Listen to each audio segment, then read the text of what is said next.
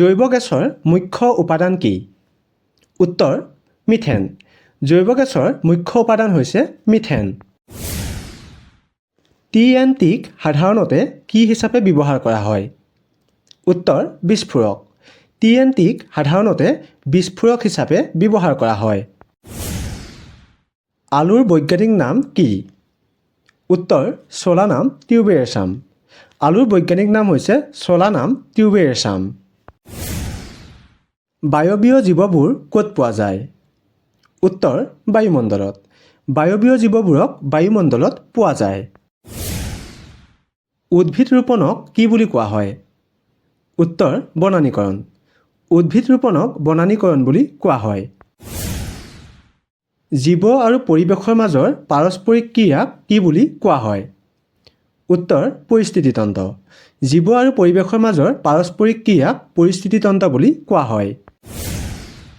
ৰন্ধন গেছ কি কি গেছৰ সংমিশ্ৰণ? উত্তৰ প্ৰপেন, বিউটেন, প্ৰপাইলিন, বুটাইলিন আৰু আইচোবিউটেন। লাফিং গেছ কি? উত্তৰ নাইট্ৰাছ অক্সাইড। লাফিং গেছ হৈছে নাইট্ৰাছ অক্সাইড।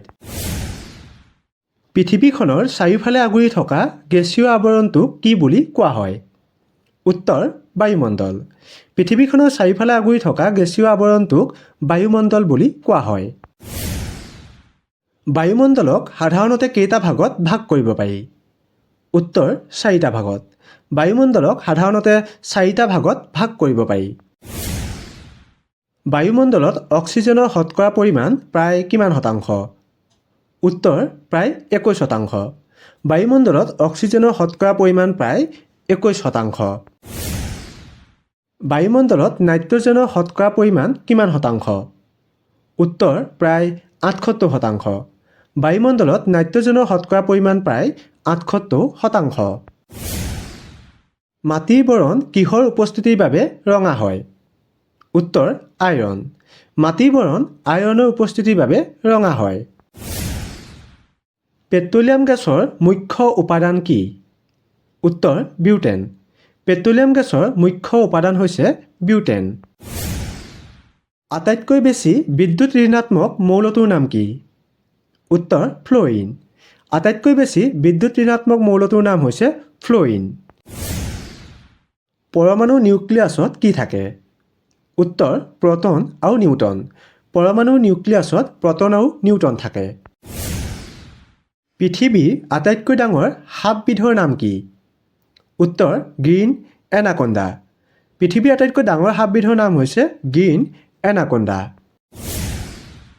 তেজত ৰক্তকণিকাৰ পৰিমাণ প্ৰায় কিমান শতাংশ? উত্তৰ 40ৰ পৰা 45%। তেজত ৰক্তকণিকাৰ পৰিমাণ প্ৰায় 40ৰ পৰা 45%। মানুহৰ মগজুৰ বৃহত্তম অংশ কোনটো? উত্তৰ চেৰিব্ৰাম। মানুহৰ মগজুৰ বৃহত্তম অংশটো হৈছে চেৰিব্ৰাম। জীৱবিজ্ঞানত আত্মঘাতী মোনা বুলি কাক কোৱা হয়? উত্তৰ লাইছ'জমক। জীৱবিজ্ঞানত আত্মঘাতী মোনা বুলি লাইছ'জমক কোৱা হয়। আজিৰ এই খণ্ডটোত আপোনালোকলৈ আগবঢ়োৱা প্ৰশ্নটো হৈছে গাখীৰত পানী মিহলোৱাটো ধৰা পেলাব পৰা যন্ত্ৰটোৰ নাম কি?